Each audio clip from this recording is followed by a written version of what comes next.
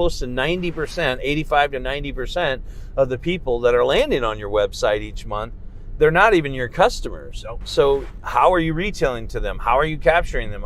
So the juice is worth the squeeze. And the lot of the dealers and forward-thinking dealers that are participating in de-anonymization are, it just depends on who you're doing it with, and there's different methods, and we can talk about that. Welcome to the Strategy with Jason podcast. Tune in for everything you need to know regarding the automotive industry. Here's your host, Jason Harris. Hey, what's going on, Podcast Nation? It is Jason Harris here, and thank you for joining me on another episode of The Drive. Today, I'm in Newport Beach, California. All right, we are here at the Streaming Automotive Event that is sponsored by and put together by Evolution Media Group. If you guys don't know who they are, you need to check out the Evolution Media Group. Today, I have the one, the only, the famous Curtis Degroote. What's up, man? How you doing, buddy? Doing? Thanks for having me. Yeah, it has been. I'm glad we got a chance to go do this. We've been talking about this for a while. Like, we got to go for a drive sometime, man. Never in the same areas. I know. I'm so glad this worked out. And it's beautiful, beautiful Newport Beach, California, gorgeous. Man. This is gorgeous. Hey, Curtis, what I like to do to kick off these podcasts is get a little origin story because probably I'm just fascinated. Like, I'm fascinated. Yeah. So how did you get started in this crazy little world we call the automotive industry? Well, years ago, I started selling cars, and and then I realized pretty quickly into it, leading the board, of course, selling mostly used cars back in the day, and that was 29 years ago. And what I figured out is that I could do a better job supporting the auto industry if I got into a support role, such as marketing. I joined a company then, ad agency way back in the day, did sales events, learned it all, then got into automated marketing and built 7 different software platforms, and so 29 years later, here I am. Got bit by the automotive bug, and then you got bit by the data bug. Yeah. And look, dude, I do consider you to be one of my data nerd friends. Yes. Because it feels like when we connect, over a drink or just catching up, like that's where we go. You know me. I love talking about it. You love talking about it. So that's what we're gonna do today, guys. Is we're going to geek out a little about data. And I think the first place I think I want to geek out with you is one of our favorite places to geek out about is the de-anonymization of website traffic. Absolutely. And what I'd like to start with is, Curtis, is because I think that's a pretty big word. All right? Like it's spell check de-anonymization. They say it's always wrong when you spell it too. I know, I'm like trying to think, how do I spell that? But like for everybody out there watching and listening right now who may have no clue what we're talking about, let's kick it off there. What is the de-anonymization of website traffic, and how does that affect me, the dealer? Sure.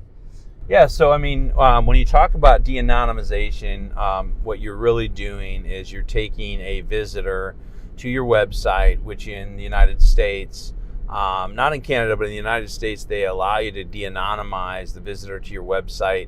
I'm not sure if it's part of the Castle Doctrine or what, but it does allow you to know who's on your website, the law. Mm-hmm. And so what we've done is we've kind of advanced some technology along, and there's a lot of big players out there that are starting to do it. They have different methods and stuff like that. But for the dealer, I guess what I would say is if you've got literally 2 or 3% that you're getting lead forms of visitors each month, yep.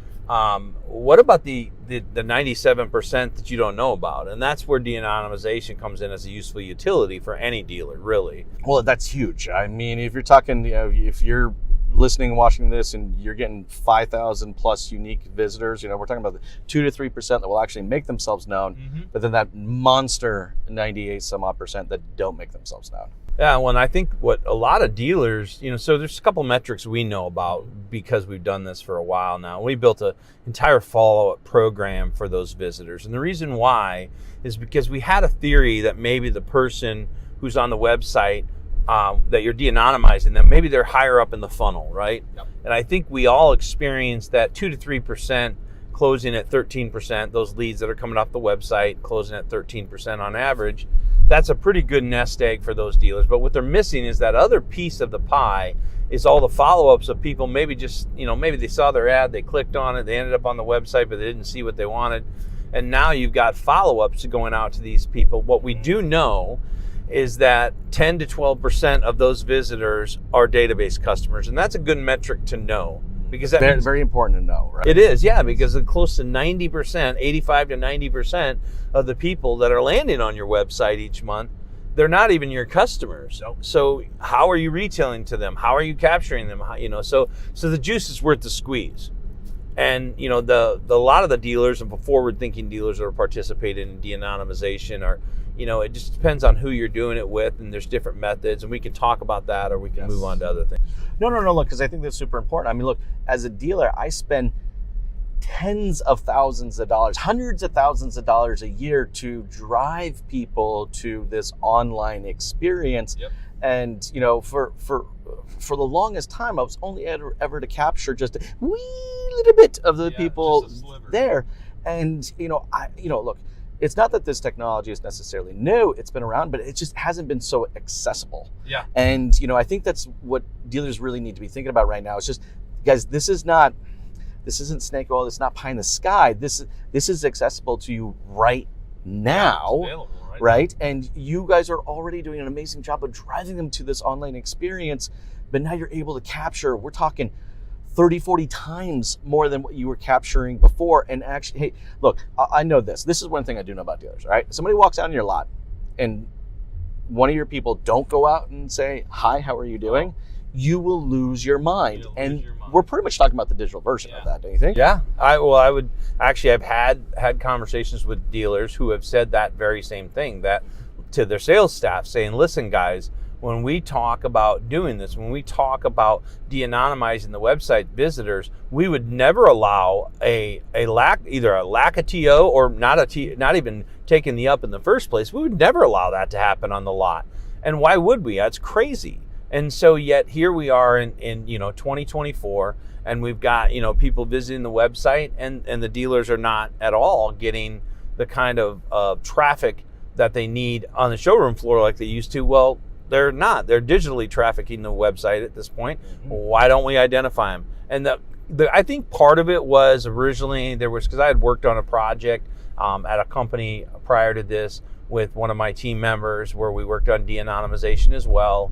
And what we found is that it was so cost prohibitive before it came into automotive. Now, 5 years later, it's not cost prohibitive anymore.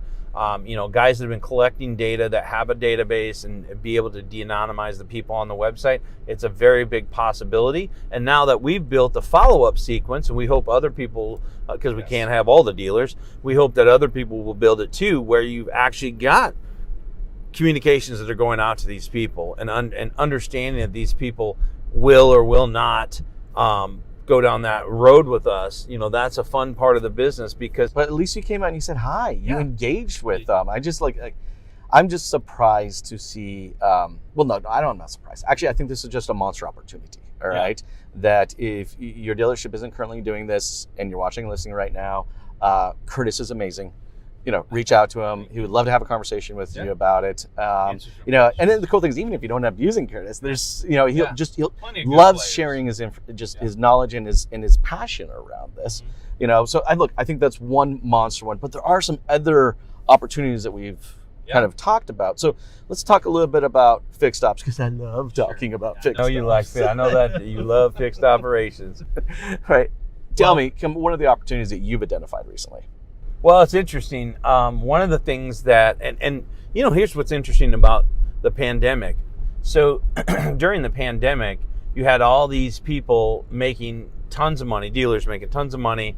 The inventory shortage added it's kind of the cherry on top of that. I think they said profitability is down 12.5% to 15% across the board for most dealers on sheer profit. And that's because inventory's come back, and but we haven't sold as many customers, right? So now we're going to sell more customers. Well, one of the things that is becoming popular again is a process that not a whole lot of people are good at. It's called service to sales conversion. And that's what the average dealership has, about 60% of their database that they didn't sell cars to, right?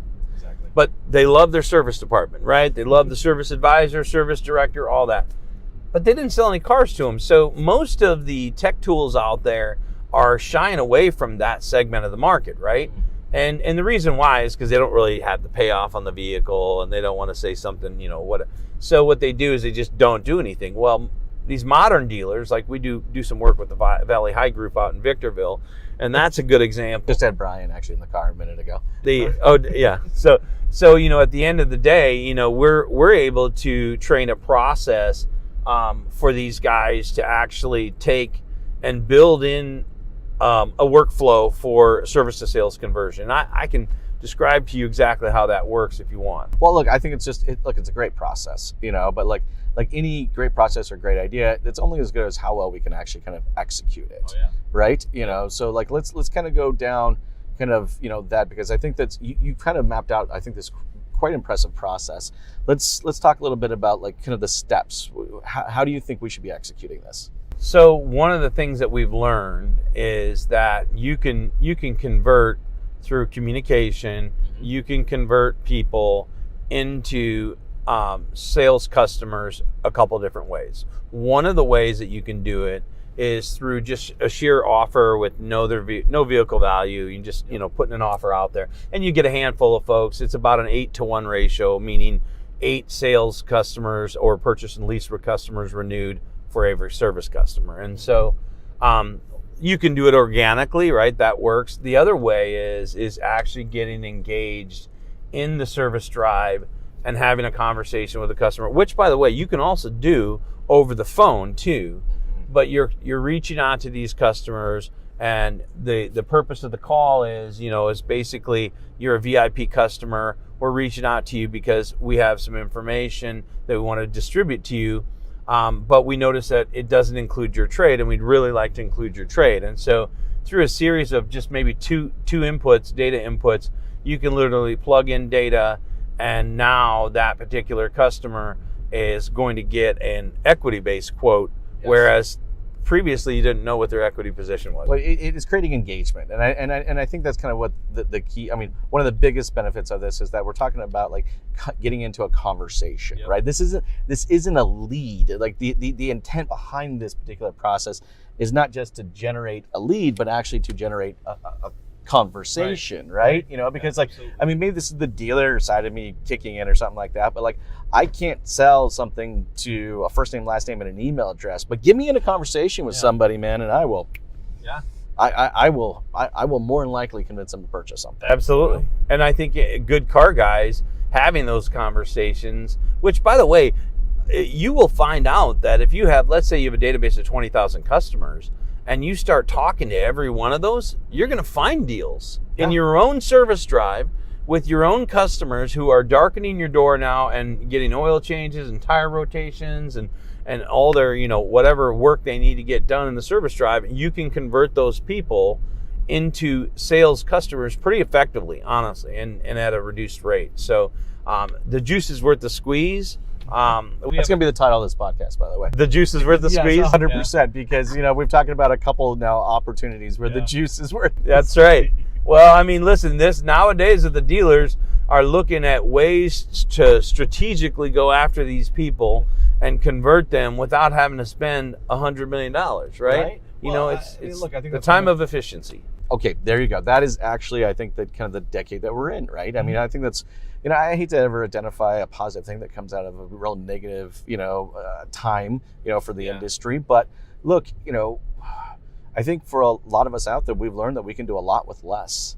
And, absolutely. As long as we really just kind of take the time, we identify the process, we identify the people that are going to execute, and then we support that process and people with the right technology, we can effectively do a lot with a lot less than we have in the past. And that, honestly, dude, that gets me excited, because it's not this spray and pray, method that we've executed for so many years. It's like these, if you want to call them a campaign or strategies, it's like you have to look at it from those particular 3 things. Like, what's my process? Who are the people going to execute that process? And what is the technology that's going to wrap all that together? So I have a story I want to share with you. It's about Honda of downtown Los Angeles. And I mean, this isn't going to be rocket science. This is going to be kind of a household process going forward. So about 6 months ago, and I want to give credit to Matt Kellogg. He's their director of marketing. Also want to give credit to Sean Stapleton of Dealer Teamwork. So we entered in on a project for 2 stores in LA, a Hyundai store and then the Honda store. And what we did is we took that, and going back to what we first talked about, which is the de-anonymization of data on their website, right? So we had a fair amount of data from both stores, Yes. More so for Honda. But at Hyundai, we took that data, and what we did is we provided it to Dealer Teamwork. And Dealer Teamwork then took that data, and by the way, we don't sell data, we just provided it to them, right? Yes. So they took this, and this de-anonymization data is 327 fields, name, address, city, state, zip, everything on that person, right? We get that from M1, and M1 has been a great data partner of ours. Well, what we did is we gave it to Dealer Teamwork because Matt Kellogg's theory was he thinks if we take this data and we enter it into the Google network as an audience file and target for PPC, and so we've done that. Real nice targeted group. It does. Yeah. And actually what we've found both at Hyundai and now Honda is that you get about 20 to 25% increase in performance from your PPC just with the same exact budget, just by using that data. And that's another reason why the de-anonymization is so important. Efficiencies. Because efficiencies, yeah. So when you said that, it made me think of that story. And so, we're reaching out to and we're providing the data to Dealer Teamwork at no cost because the dealer's already paying for the data. And so any provider they have, we would do that for, because I think ultimately it makes sense for you to if you're already getting the data, just get over here. Now the next strategy is CTV and OTT. CT and OTT, and then also social, which I'd like to kind of I'd really kind of like to go down that rabbit hole with you as well, because we were talking a little earlier today, and you brought up a really cool strategy around social, and again, it's going to be on the same theme of everything we've been talking about so far, guys. Just efficiencies and utilizing data to be more efficient. But let's share that with everyone. We were talking a little bit about the social media. So let's say everybody's doing social media, right? Sure. I think I think everyone's checked off that proverbial. They have, yeah, and it's inventory, and so we have a strategy in ours that's probably not unlike that. We're doing lead gen, and from the lead gen, we have a little bit of a different process. And the reason why we have this process is because most social media spends result in leads, if they're doing leads, that result in about a 2% close. Yeah. They're just not, and so a lot of dealers who are spending, $32 or more per lead, they're like, well, I'm not getting my efficiencies and this and that. Well, the reality is it's because they're high funnel. Yes. Okay. Same thing with the website visitors.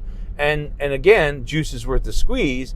You want to follow up with these people. And so what we do, we have a receipt for a customer when they fill out their lead. They immediately get a consumer portal created, and they immediately are going to get vehicle information on that vehicle. All kind of stored in one place. Yeah. It's super cool little packet. And they get this entrance, like here's your portal, and by the way, here's the loan and lease payments on that vehicle that you inquired on, because Facebook limits you on the things that you can actually transmit on their platform. Which is just another amazing engagement tool. Yeah, because you do something, you expect a response, right? And so if I get a response from the system that says, hey, we built you this portal, and you can go online and you can shop our entire inventory and look and see payments on everything. Well, that just now re-engages somebody who took it upon themselves to become a lead. Most of the CRMs today, what they do is they have an autoresponder, an auto text, and auto email, and it's kind of a canned response, right? Yep. And unfortunately, that's kind of where dealers, the technology hasn't caught up. That's where they kind of leave it, right? And so the problem I have with that is, we do things like, check out our reviews and hot on the lot, and, meet your salesperson, and may we text you, and when are you going to be in the market, and all these different cadences that we send to these. So we keep them engaged. I mean, you're talking about 1 to 3 emails every single month for the next 2 to 3 years. Yep. So that's how you re-engage a social media visitor who has become a lead. You do the same thing for your website engagement. We have the exact same strategy for that. Well, because you're targeting at a very certain point in their journey. Yes. right? You're not necessarily going for that higher funnel. You know, you are, and I think that's, again, where this is the whole theme of this entire podcast, right? It is. Is just more efficient social efforts. The juice is 100% worth the squeeze. Look, I know we could easily go on for this because I love jamming with you, dude, and you're just so passionate about this stuff. But I know we're getting towards the tail end of our conversation, so I want to make sure for everybody out there watching and listening right now, Curtis, who would like to connect with you and maybe even continue this conversation, because I think that we brought up some really amazing strategies and processes of just being more efficient. Like, what's the best way to connect with you?